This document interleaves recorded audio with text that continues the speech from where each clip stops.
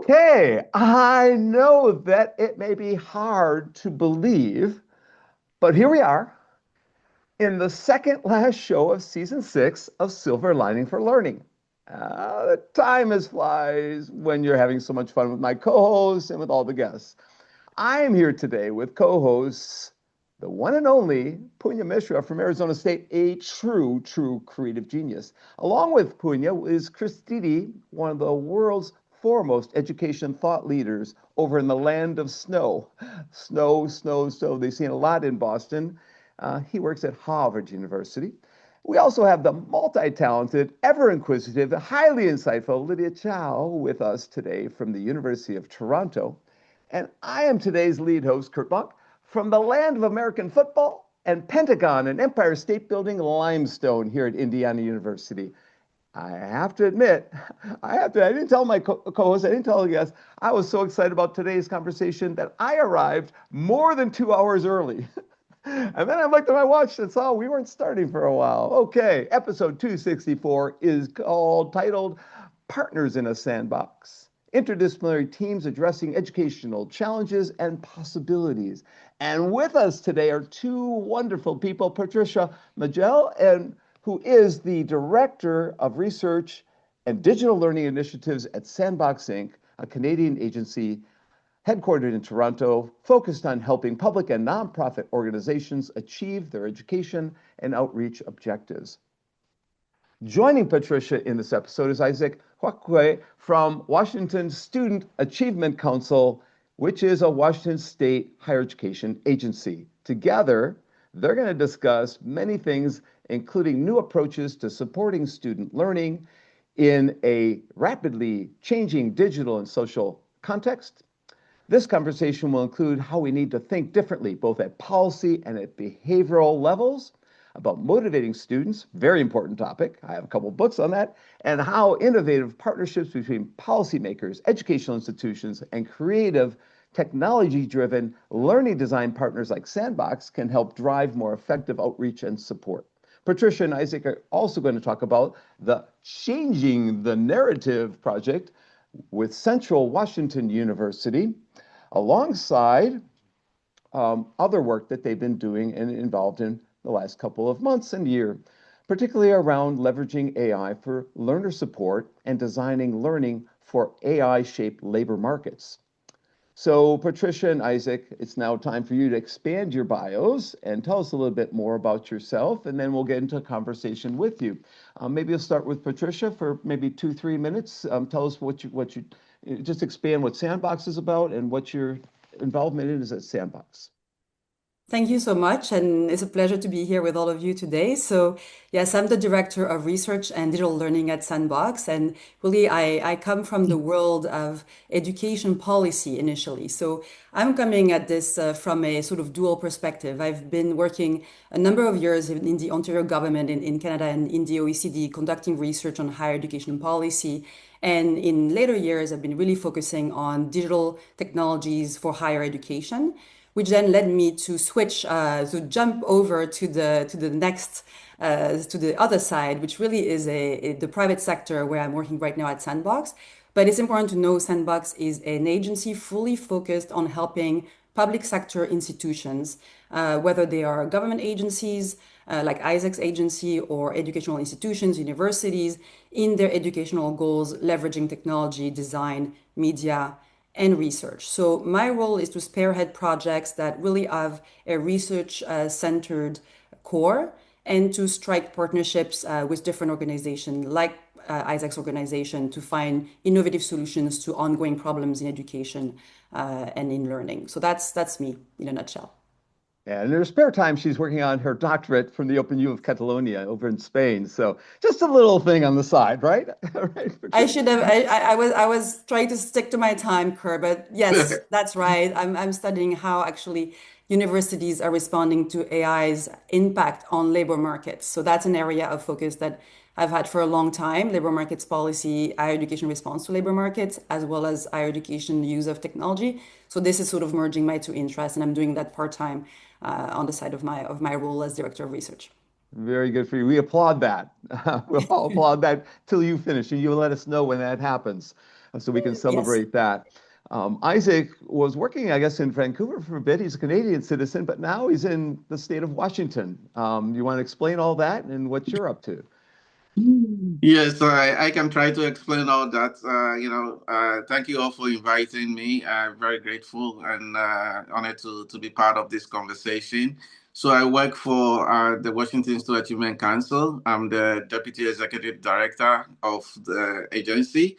We are a coordinating slash policy agency compared to some of the higher education agency in other states. We are not a governing board, but we are a cabinet, executive cabinet level state agency. And our mission is to create economic opportunities for all Washington residents who complete, through completing education or training pathways beyond high school diploma. And we work very closely with the governor's office, the state legislatures, and we work in innovative ways to partner on the ground to learn what works. And we also manage the state need-based aid programs for Washington residents, and then also the 529 education savings plans for our state. So we are an agency that is really striving to really make a difference and using education as a lever to create the economic mobility for Washington residents. My journey started, through the U.S. work for MDRC for a while, and was working in Canada for SRDC, and eventually, about 9 years ago, joined the Washington Student Achievement Council. Great. And I'm going to get to the specifics of what connected both of you together, and that is the Changing the Narrative project, I would guess. So, can you discuss what this Changing the Narrative project is with Central Washington University, alongside your other work, particularly that of leveraging AI for learner support and designing learning environments for AI-shaped labor markets? I know that might be two separate questions and things. You can address it one at a time, and we can and then we can come back to that latter half of how AI is involved in it. But first off, the Changing the Narrative project. Yeah, I can start, Patricia, if that's okay. For sure. Yeah, and I would say that Patricia and I worked on a project prior to this, which was an OECD project in Washington State. But prior to that, we worked tangentially on a Life After High School project in Canada. But the Changing the Narrative is a three-way partnership between the Washington Student Achievement Council and Central Washington University and Sandbox. And it was funded by a 250 investment from the Lumina Foundation.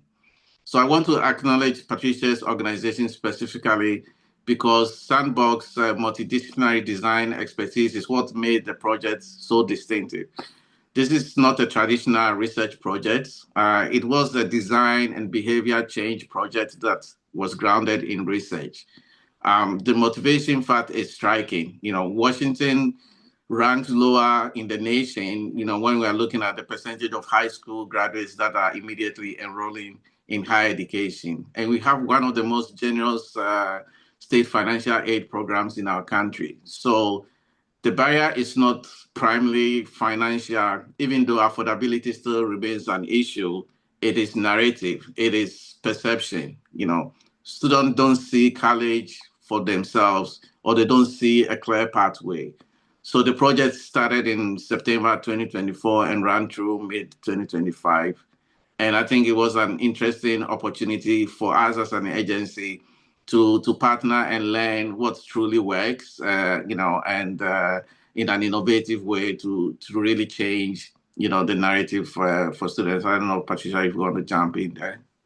Yeah, I think what's interesting is that this product started, with really one question, which is like many students in Washington can benefit from financial aid. It's very generous. There is access there, but it's not growing. And why is that? And how can we deal with that problem that really seems to escape policy levers? And so what we did is we didn't really assume that we knew the answer, even though there's a lot of literature on the issue of transitions from high school to college and on access issues. We didn't assume the answer. We treated this as a design challenge. That's where like really the partnership came through because we came in and we said, okay, like we're gonna use this research to prototype approach. And that's something that I really, again, I'm super happy that Isaac was open to it because in government, it's not necessarily the way that policy gets designed. But we decided to do this in a sort of contained way. We decided that it's going to be within a single school year with a university that was open to the idea and that also faced a particular problem. Central Washington University is actually an institution that has a lot of Hispanic students, a lot of first generation students. And so they saw here an opportunity to sort of pilot an approach that they would not necessarily have the time or the funds to do on their own and have at the same time the sort of the backing of the state of Washington Student Achievement Council to set, to align that with a broader policy objective. And we came in with the sort of design, the experience design.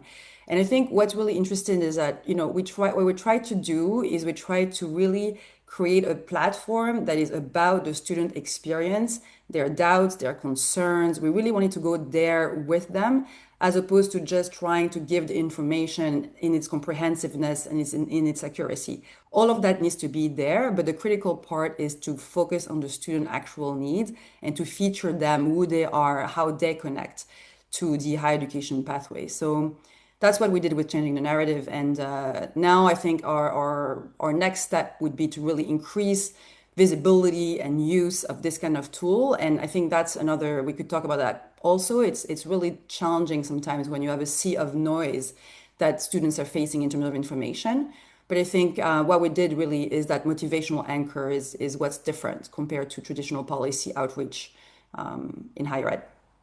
Yeah, and for us as an agency, it was trying to find out what's the best way to reach students through the channels that they actually use or with messages that really resonate, with them. And so I think that's one of the reasons why we found this, changing the narrative project as, a very unique and creative way to really get to that goal. So as we talked, Patricia, I think a couple months ago, maybe, first thing that came up was how higher education has to evolve to meet the needs of students in a rapidly changing digital and social landscape. And you've kind of addressed that in the early. I wonder if you could give us a little more specifics. What have you done? We also talked when we were met a couple months ago about the conversation that's going on about designing systems that reflect student motivations, behaviors, and lived realities. Those are overlapping two questions, really one big question. You want to get your thoughts on that or any specific initiatives on that? Yeah, I think the question really is that, like it's not like when we're thinking about supporting student learning in a rapidly changing digital environment, we are not no longer just looking at whether it is, access is made possible and the infrastructure is there. We're actually moving beyond that, but we want students to see the value of learning, to actually be convinced. I think it's not so much that students are disengaged, is that they're not convinced. And it's really because education is an investment of time, money, and identity. And when really the economy starts to feel shaky, and especially AI is reshaping work, they're really recalculating. They're recalculating that learning investment. So I think what we try to do when we talk about what, this motivational aspect, this sort of like trying to change the systemic approach to student learning in terms of getting interested in higher ed and then succeeding in it. For us, like what we are looking at is focusing on that motivation and connecting to what the student actually believes and debunking some of the misconceptions. So one example of that, and you were asking about other projects that would also inspired us doing this changing narrative was and is a long-term partnership with a training center in the construction trades in Canada. And that is quite different from higher ed. And actually, I would say it's even more challenging because a lot of students in high school don't see the value of the trades.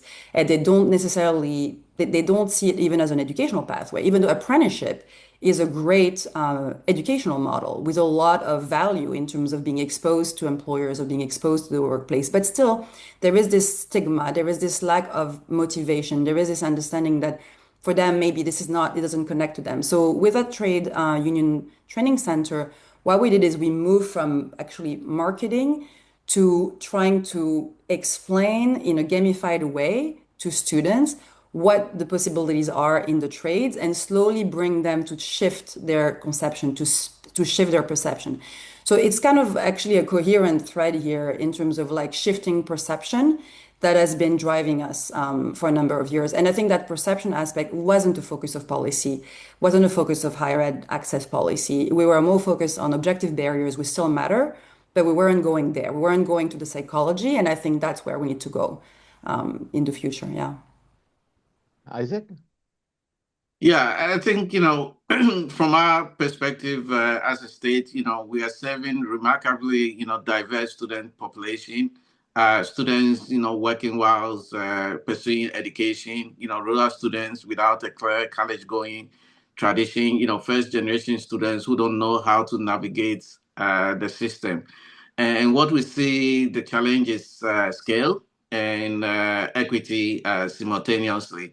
And some of the work that we were thinking about with Patricia and Sandbox is because we know the digital setting has changed the problem in two ways. First, there is more information than ever, but there's also more noise too. And students face thousands of information around scholarship listing, hundreds of programs, and no guide.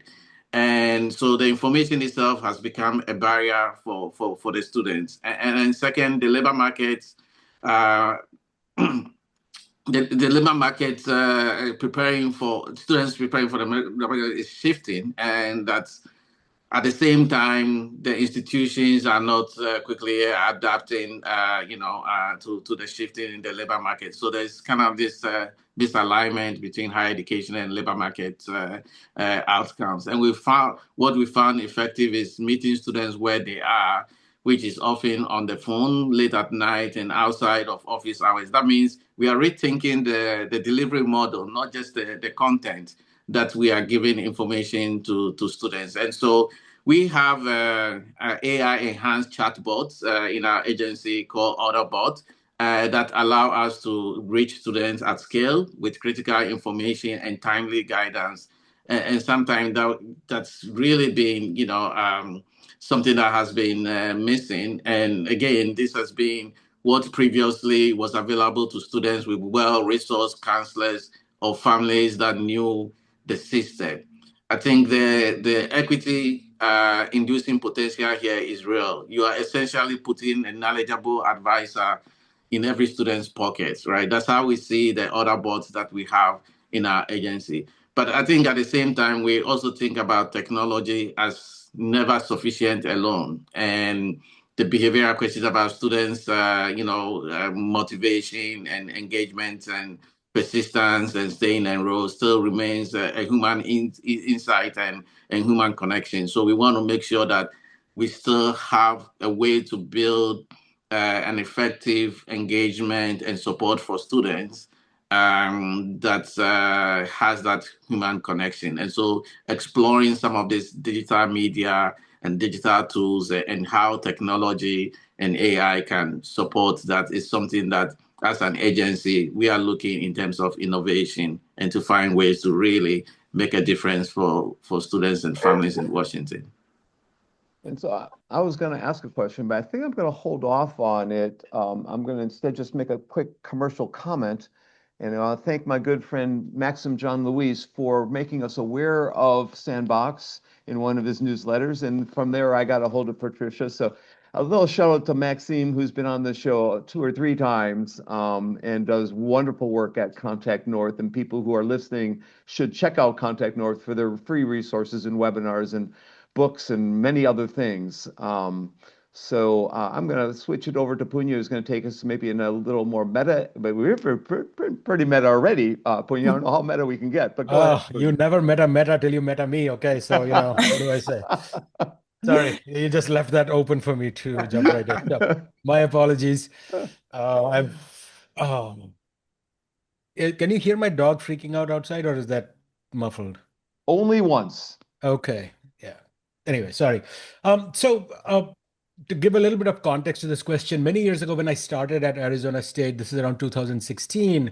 So we worked on building a design team within our school, with an I sort of very similar, Patricia, to the work that you guys do. And we were partnering with schools and school districts, working on, one of like my proudest things that I've written about in my blog is that we have a new school design in a local Kyrene school district, which took 2 years of working with local community members, so on and so forth, teachers, administrators, parents, to design this new model where literally broke down walls and created this space which was open to the community. This is just pre-pandemic. And what was amazing was that how this school responded to the pandemic versus the rest of the district, And so they was very resilient because of a variety of sort of design decisions we had taken. And so we had this partnership with different schools, but at the end of the day, we just couldn't sustain it. And so that's why I was very curious from your end, Patricia, when you're coming in and speaking with different organizations about it was clear to us once we worked with the group that they recognized the value we were bringing. But it was a hard sell at the beginning for us to do that. And as an university, we could sustain it for so long, and then that was that, right? And it's that part was like really heartbreaking that we couldn't keep that going. So that's one question for you: is that how do you bring this sort of design-based mindset and show its value to your clients? Because we were doing it at cost. You guys are an organization where costs have to factor in. We were working with grants, and so we could actually be quite cost, productive for organizations, and still it was a steep curve for us. And then Isaac, from your end, like how did you get to know of this work, and how, because there are also different languages being spoken, there are different cultures within organizations. How do you navigate some of those challenges? So Patricia, I'll start with you first to give us sort of that, the first aspect, and then Isaac, maybe the nature Yeah. of how that work evolves. Thanks, Punya, for that question. I think it's actually a very important one because it's not obvious at all. And I think what you're saying about convincing organizations that are actually public organizations that have limited funds to kind of go with you on a design thinking and implementation challenge takes a lot. And I think for us, what is actually quite interesting is that in our history as a company, we've been around for about 10 years, actually a little bit more than 10 years. We didn't start with that at all. We started with service delivery based on specific product requests. So organizations would come to us and they would want a particular campaign or particular digital tool, and that's what they wanted. They wanted an online course, and we would design it. But then I think that more and more they recognized that maybe they were not having the impact that they wanted. And they started to recognize that, they had their idea of what would work, but then it didn't resonate with the audience that they had in mind.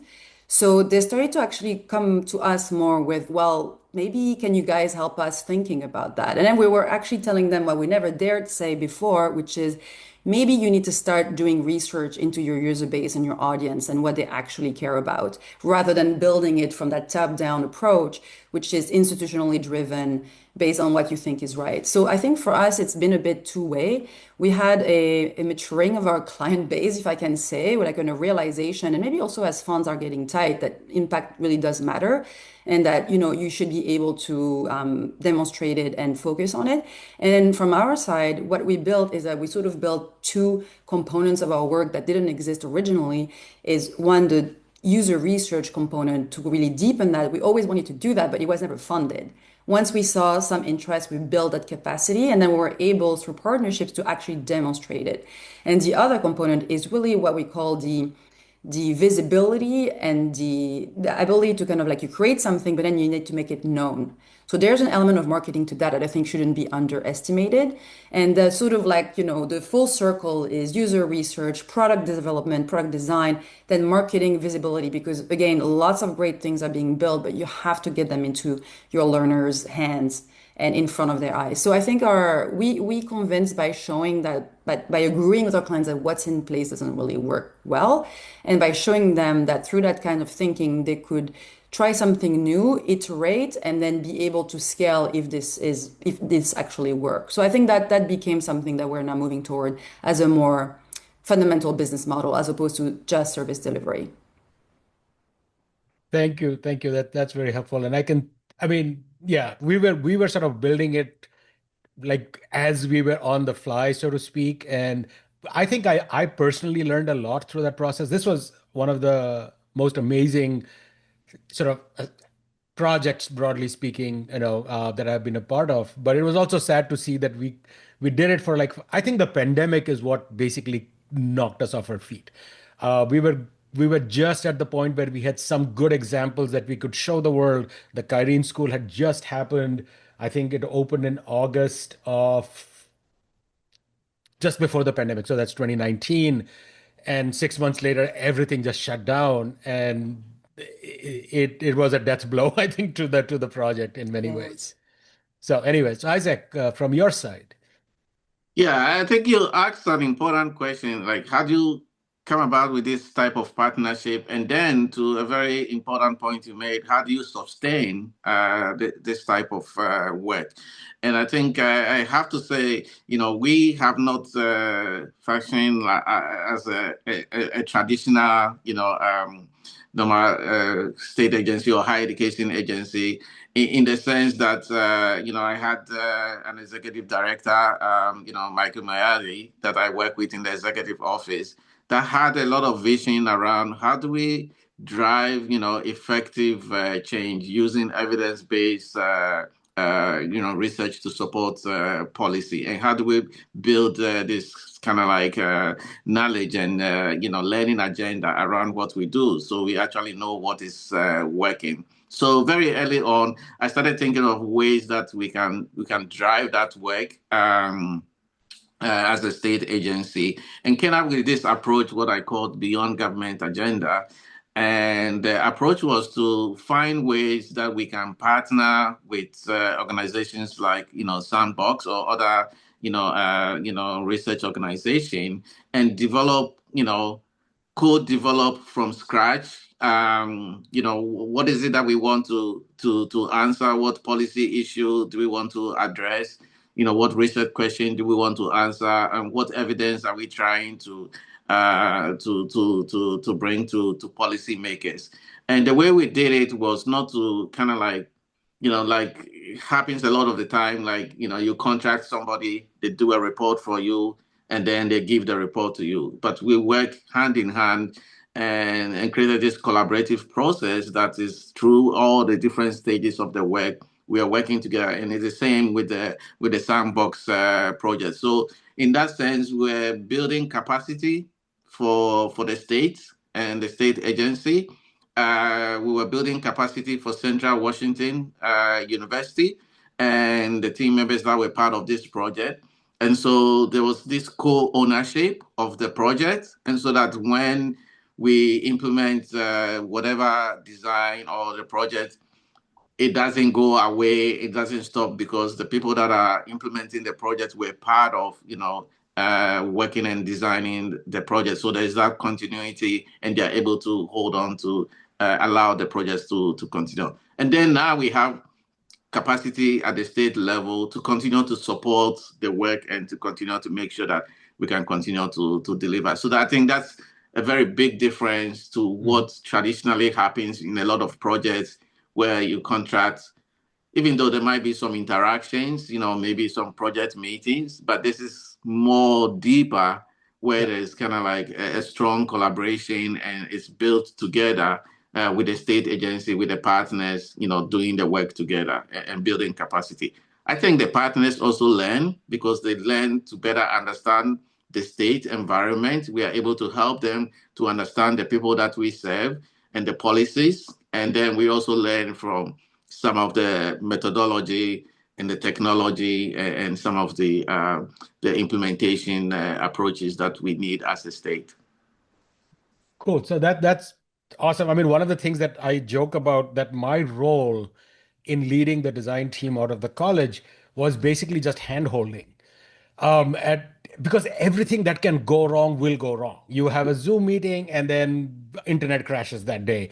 A certain day, something happens, school is closed. I mean, and so my entire process was, always saying it's okay, we will keep at it, we will persevere, we will have this, we will do X, we will go talk to the Chamber of Commerce, we'll go talk to, just keeping that going was, and these are very different cultures, and navigating those cultures of higher ed, of parent groups who find out something. I mean, so at one point, this is fascinating. There was a parent group which was opposed to the school redesign because they thought whatever they thought.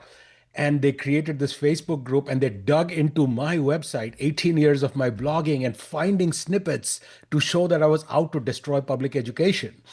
And we would go to the school board meetings, and my communications director of the college would sit there with his hand on my arm, like, Punya, you don't have to respond. Let this just play out. I mean, I learned so much through that process. So it's very exciting to hear when it's successful, because there are so many ways that it can go wrong. It's like, what was that Tolstoy thing, that all happy families are happy the same way, all unhappy families are unhappy in different ways, because things can go wrong in so many different ways. So really want to applaud you guys for the work that you do, and this. Finally, I'm going to drop a couple of links here. So, Patricia, the first one is to a work that Melissa Ward, a former grad student of mine, and I did around what we call the 5 spaces for design in education. And this actually emerged from the work that we were doing with districts. Because when we would go in to talk to them, most districts would think, or schools would think, that we are out here to design an artifact, that we are going to design, we're going to help their teachers design some curriculum or an online course. And what we were saying is that, no, we are here to think about design in a much bigger sense, thinking about going beyond artifacts and processes and experience to systems and culture, and that one can bring a design lens to that work. And so, as it happened, I got a chance to make like this 6 short videos, which sort of introduce the frame and then go into each one of them. It might be useful to you. So I drop the links. You Thank can watch them later. I think Chris, or is it Lydia, coming up next? But I do appreciate your comments on this topic. Thank you. We got Lydia next. Lydia. Yeah, thank you, Punya. Like we continue to learn new things about each other, even though we've been running the show together for a while. I didn't know people were looking for evidence of you trying to destroy public education. That's really fascinating to me.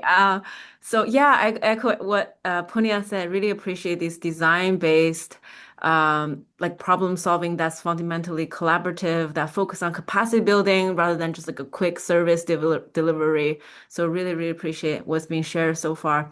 So I wonder if I can invite you guys to shift gear a little bit to really think about like the vision of higher education now in the time of AI.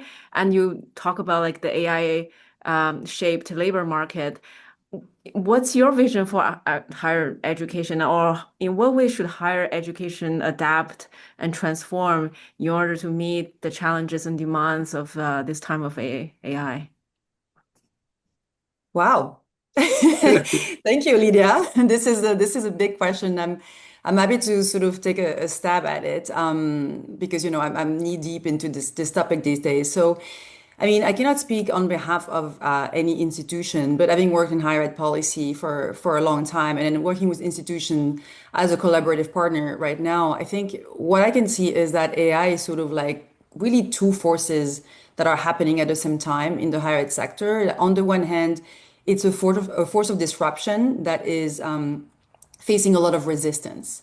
And I think we have to kind of, as we talk about how AI will change higher ed, we need to kind of acknowledge that there's a lot of resistance. And I actually think that some of it is quite justified because, students are already massively using generative AI in particular. I think the revolution really has started since generative AI, although AI is not new. And I think it's important to remember as well.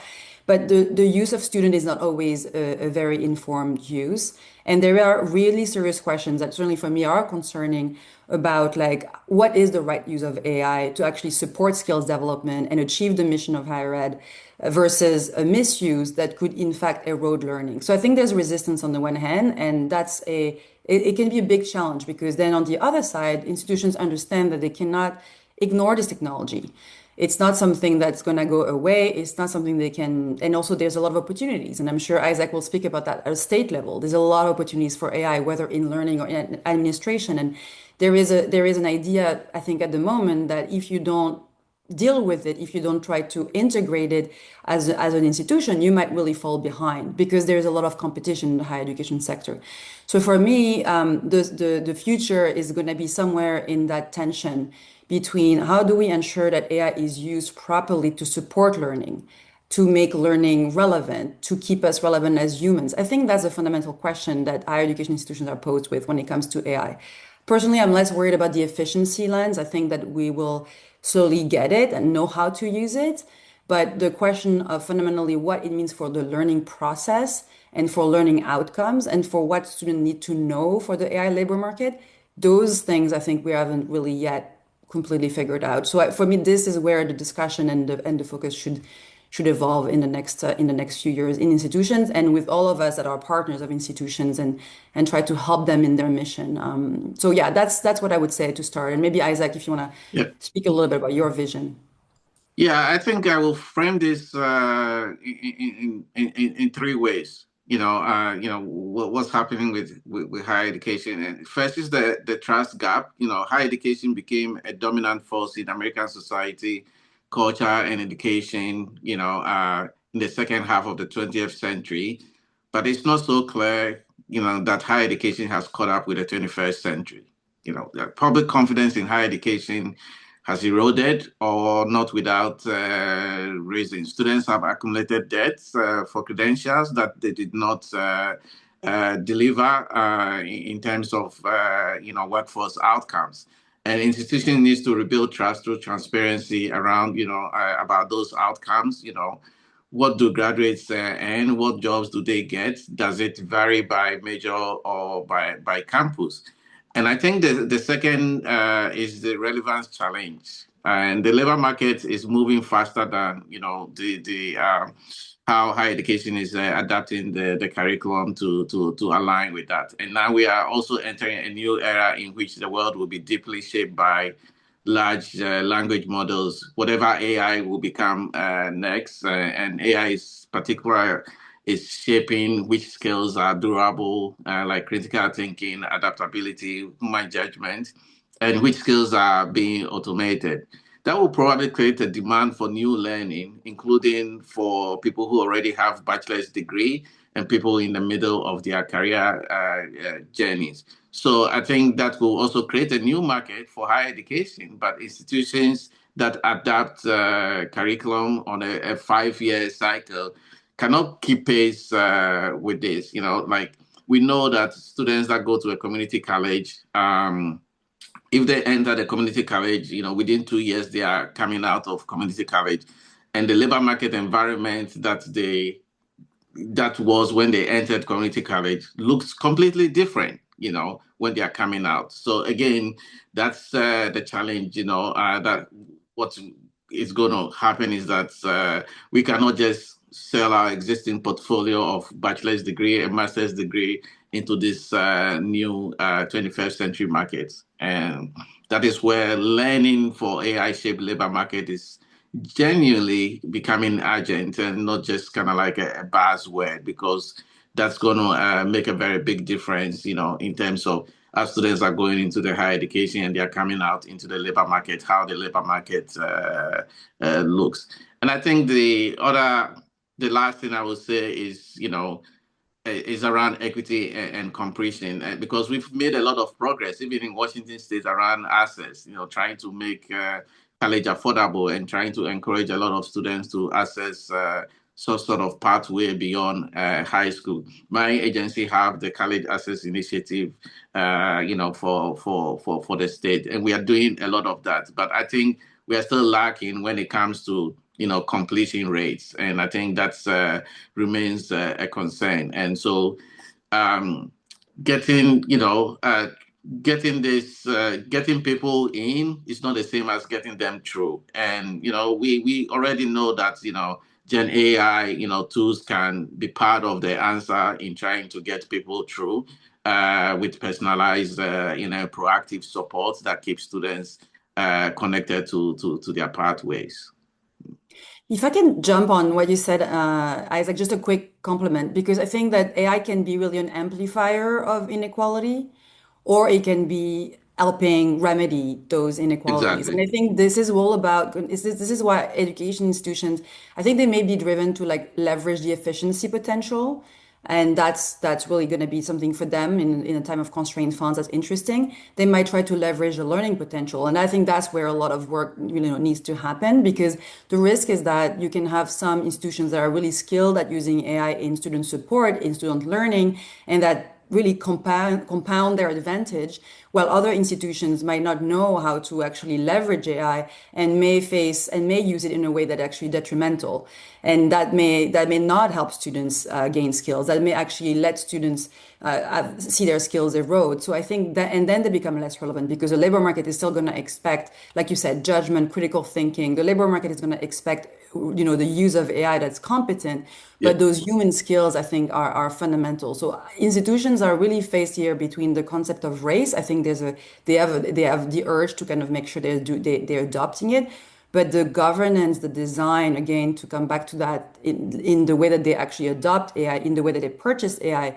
they procure AI, and then they guide its implementation and adoption, is going to determine whether they successfully use it effectively, or if they actually run serious risks in using AI. Yeah, and I would just add very quickly that, the optimistic view is that we have better tools than ever to address some of these challenges. We have better data, better analytics, better AI-assisted intervention. And I think the question is whether institutions and agencies, government agencies, have the will and the governance to really, you know, and the capacity to use them well to address these issues. Then we're going to Chris. So there's a lot of research about the value of what we might call intermediary organizations. And both of you represent different types of intermediary organizations. And what the research says is that to really have change happen on the ground, it helps to have a friend.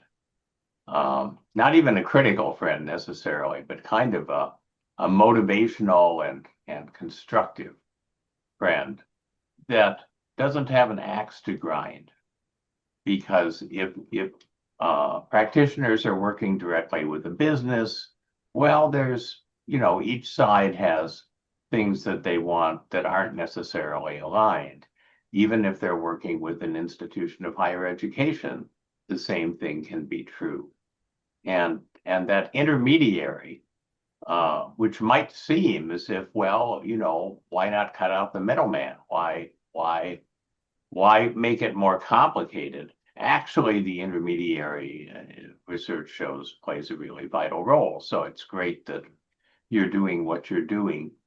But if you use an analogy to being a matchmaker, because some of what intermediaries do is to say, well, you've got this challenge, and I know this opportunity over here, and let's see if we can put the two of you together. Matchmakers really have to have a lot of trust. Everybody involved has to trust the intermediary organization for it to work. And I'm wondering both if you would agree with how I'm framing this, and if you can talk about strategies you have to trying to get all of the stakeholders in a complex educational change situation to see you as a trusted ally. Great question. Isaac, did you Yeah, want to? yeah. This is a very good question. From the leadership role that I sit, WASAC, is trying, as a driver of state, wide innovation and not just higher education and coordinating all policy. But to your question, I think it's a lot of trust. You have to build a lot of trust, and especially in this new age of AI. State agencies are in an unusual position with AI. Like, we are not technology companies. We don't build the tools. but we are responsible for the population most affected by how those tools are designed and deployed, right? So I think that's where a little bit of that adaptive leadership and trying to work to identify where the strengths are and who do you need as part of this agenda and building that relationship as you were just talking about that goes a long way because that's influence and relationship can really help to deliver and really help you to get to to do what you have to do. So I think we have to develop enough technical fluency to be able to ask the questions of the vendors and the developers, and then we have to think about if we cannot ask those questions or we cannot evaluate something that we don't understand. So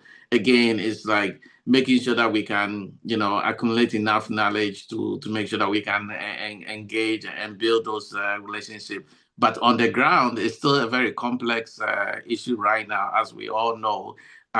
There's still a lot of people that have concerns with AI, and it's not without without any source for that, because people are looking at this tool as like, okay, depending on what data you are putting in, that's going to shape what really comes out. And if you have issues around race and other things, it's going to even AI is just going to scale that up even more. And it's based on existing data that might have some inequalities in there, so that you might end up with inequities in whatever is coming out, and people are still concerned about safety. And so it's trying to find the right balance and having conversations.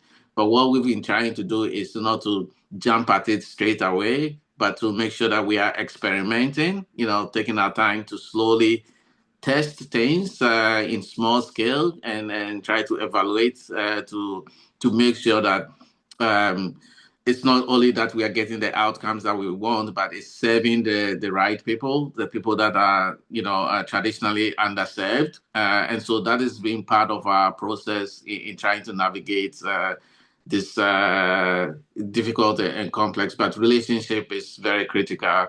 And again, building enough knowledge to be able to ask the right questions and engage. Patricia. Yeah, sure. I can. Well, I'll answer that briefly in case anyone has something to say to your points.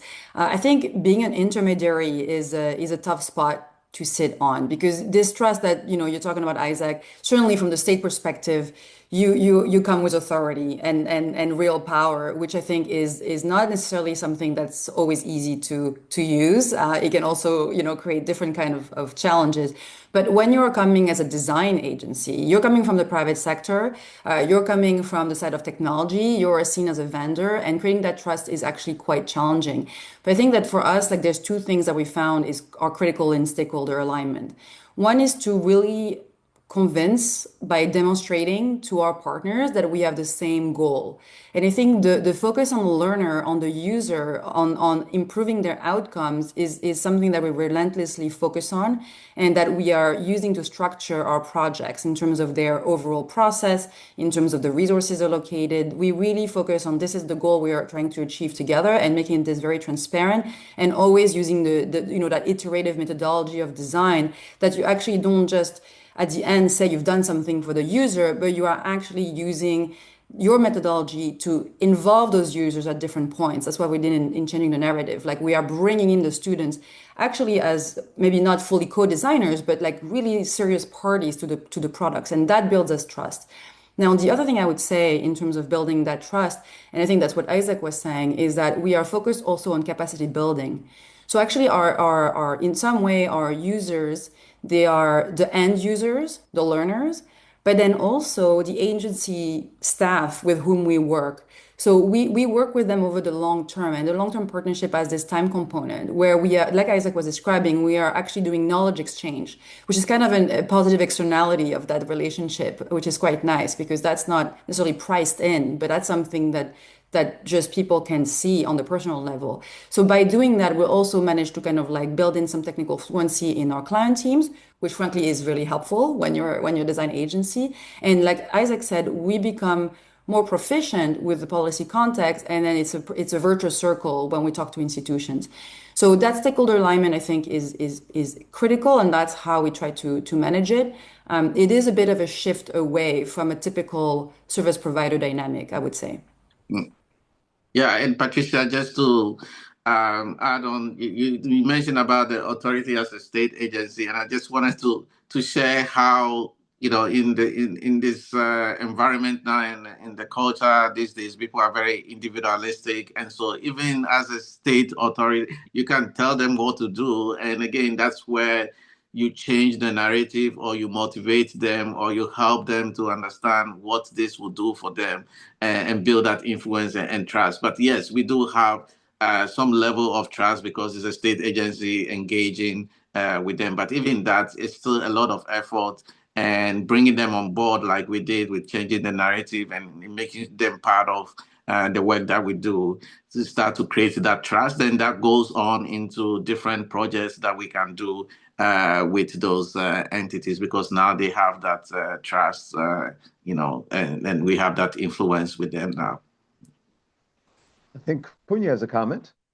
Yeah, I mean, just actually two quick comments. One, I think, thank you for the question, Chris, because I think it complemented the point that the issue that I had raised in the beginning around how do we form these sort of relationships and how complicated that can be.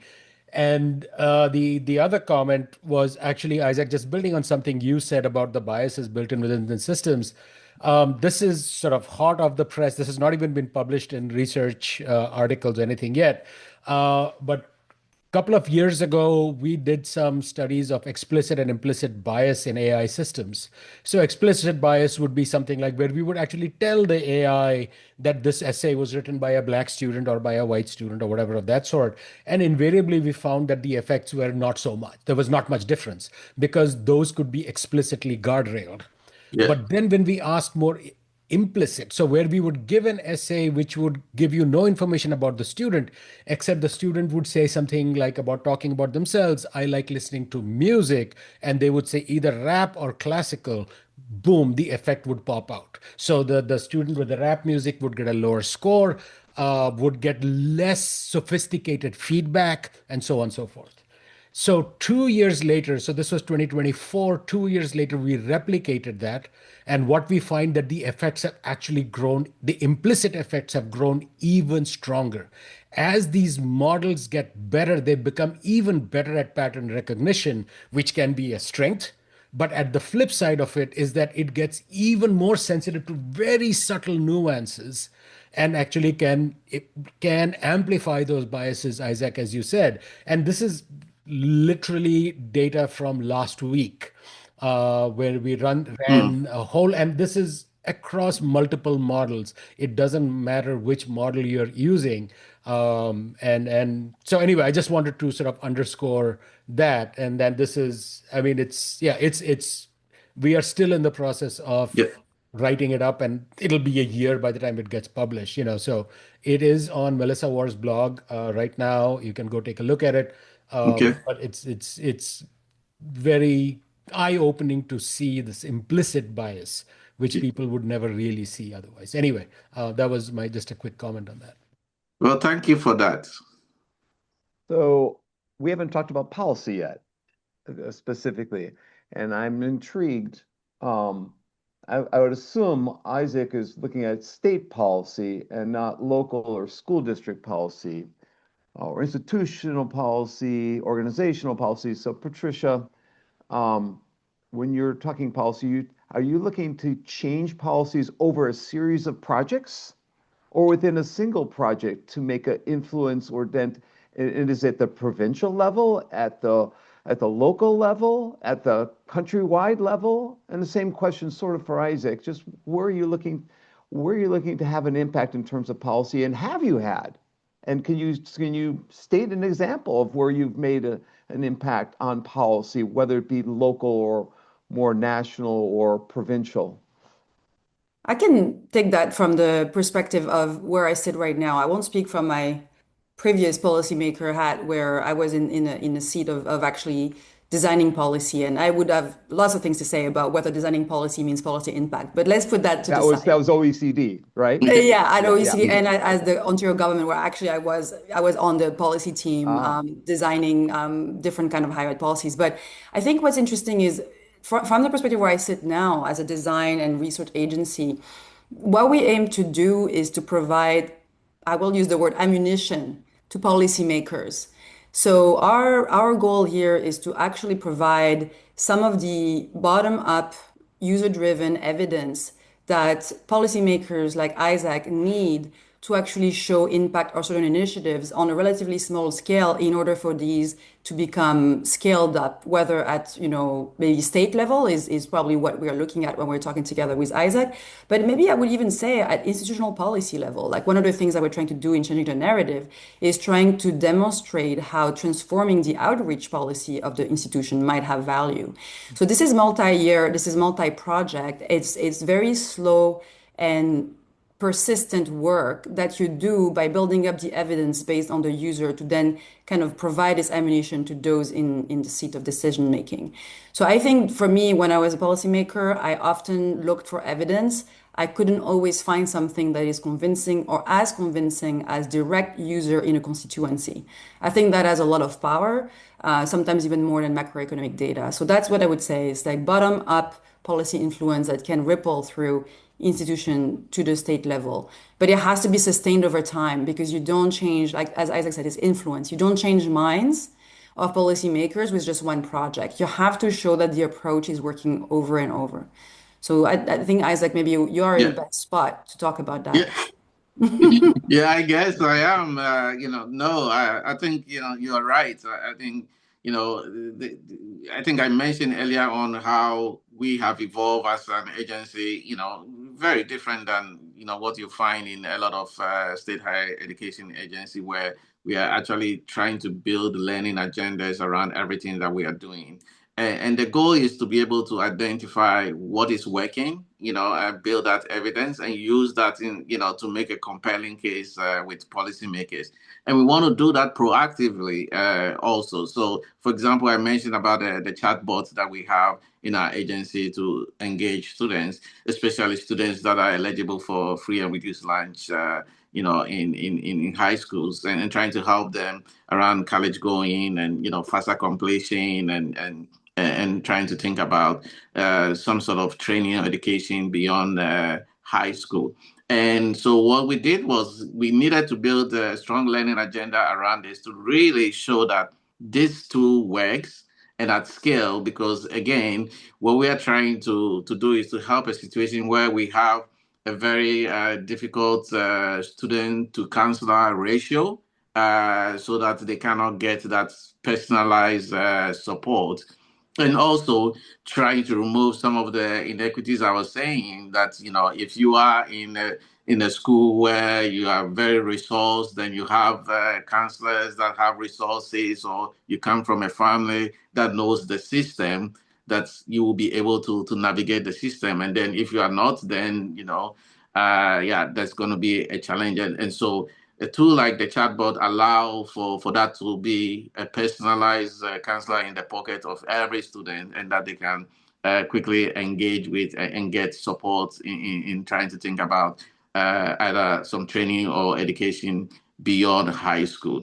And so we build the research around that. We try to learn how we optimize the tool and find evidence around how effective the tool was, and we're able to share that with policymakers and have conversations with that. So that translated into our Governor Ferguson, signed an executive order wanting to increase, faster completion in Washington State. And in that executive order, I mentioned using the chatbots as a way to really help and engage students and family. And that's something that we are doing. So again, If we can build those learning agenda, build localized evidence, and we're able to have those conversations with policymakers in addition to the national evidence, right? Sometimes you go and talk about national evidence. It's very hard for policymakers to connect.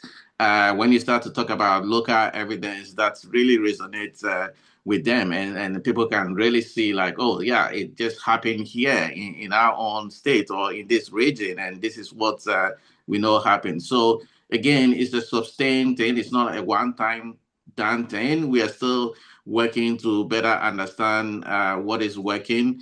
And if you work in a state agency and you work in a state, given that, budget issues come up all the time and there are challenges with resources and funding, it's important to start to create that evidence as a survivor, thing for the Right. programs and the policy. But it also is very important when you have limited resources and funding.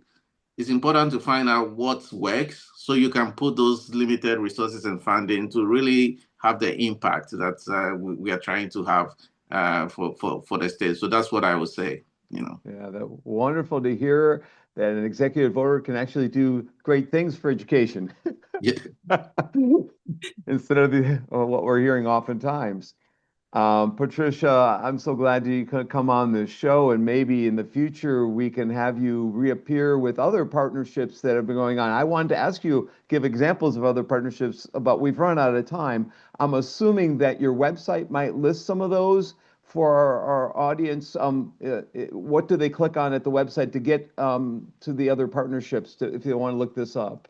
Absolutely. So on our website, they can go to, so Sandbox Inc. is our website, and we have a Sandbox Labs sort of section of the website where we talk about some of our partnerships with different kinds of institutions and organizations and talk about our methodology as well. So they can learn about what we do there. And yeah, I will be very happy to talk to you about partnerships we are doing with different higher ed institutions around the world. We're now building a public AI accelerator in Barcelona with a local university to try to actually skill up students, not just on AI technical fluency, but also on making judgment for implementing AI with a social impact. So this is one of the current partnership we're building, but I encourage them to just check out what we do on our website, and I'd be happy to talk more about it another time. Yeah. So people can go to the blog post. It has your email. Both of your emails are on there. So you want to contact Isaac, you want to contact Patricia. I'm sure they'd love to hear from you and get their reactions to this show. Unfortunately, episode 264 has sort of come to an end, and I have to introduce 265. I'd like to talk I showed up 2 hours early. I could go for 2 hours more, I think. But next week, we have my good friend Julie Young, who helped create the Florida Virtual School, one of the largest virtual school in America at one point. I think maybe it still is. And that was back in the 1990s when I had the pleasure of meeting her several times. And so we'll talk about her new book with her colleagues, Julie Peterson and Kay Johnson. So Julie Young, Julie Peterson, Kay Johnson will talk about virtual schools, actual learning, digital education in America from the Pioneer Institute with a forward from our friend Michael Horn. Should be a real interesting episode. I hope to see you there.